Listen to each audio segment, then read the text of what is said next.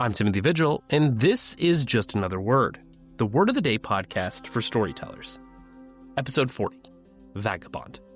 A person who wanders from place to place without a home or regular work. Today we look at what might be my very favorite word in the English language. While we often reach for words like wanderer or drifter, the word vagabond is really fun because it brings this sense of weight to character that few of its synonyms can manage. It is a word that demands a second look because it has a sense of gravitas that belies its meaning. In a story, the vagabond is often used as a synonym for someone who is homeless or jobless, or both. They are people who are on the lowest rung of the social ladder.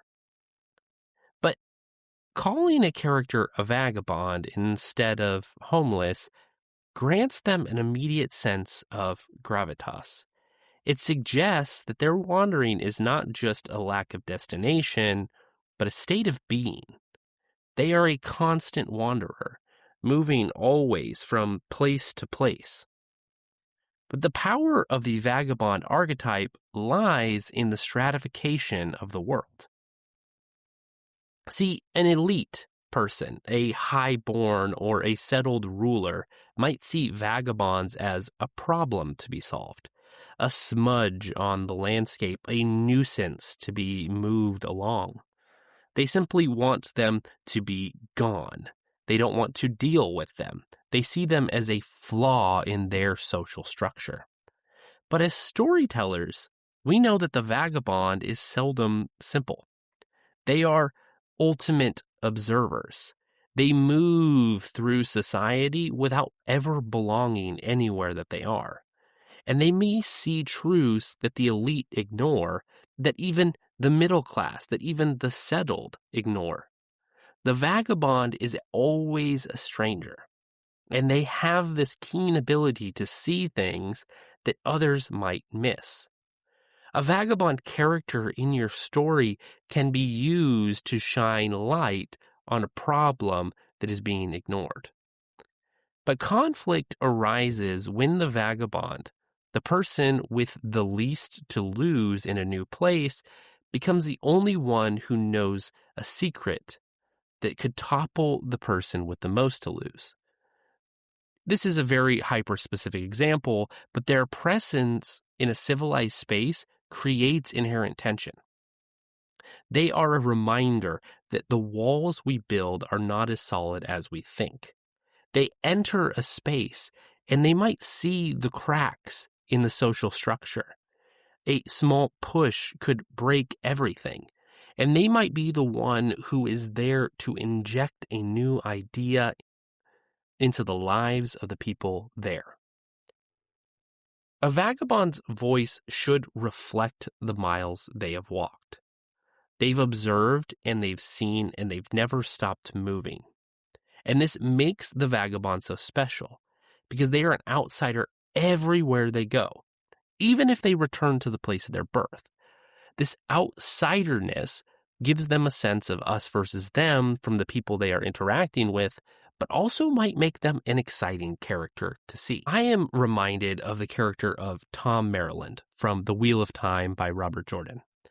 Thom Merrilin could be seen as a vagabond. He's a Gleeman who is a storyteller who wanders from village to village. He sings songs, tells stories, and entertains in many other ways, including juggling.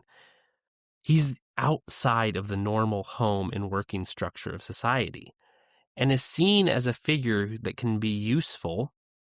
He can bring new information. He might be able to tell people about what's going on in the outside world, but also he can't necessarily be trusted.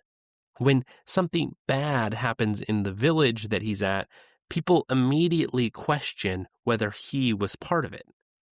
The vagabond is someone who might bring a sense of news to a place, but also might be a sense of danger. The vagabond reminds us that there is complexity.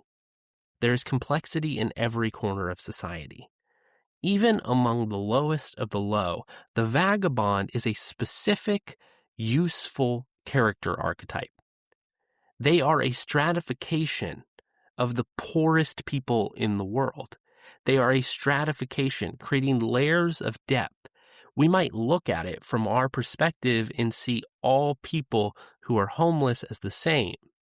But the vagabond shows us that there is a difference, that there are stratifications, that the reasons that people are in situations might vary from person to person, and that just because someone is on the move, just because someone doesn't meet the normal social standards, doesn't mean they shouldn't be trusted or that they should be gotten rid of.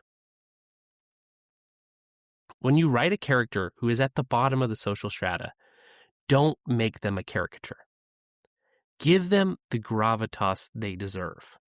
Let them be detail in the world. Maybe they're exactly what the hero needs to know what's really happening in the shadows. Their existence might be rejected by the people at the top, but they might be exactly what the world needs. A true sense of what is actually making the city work. Remember that even these characters are actual human beings and that they deserve to be respected because they have something valuable to provide. I'm Timothy Vigil, and this has been Just Another Word. Happy writing.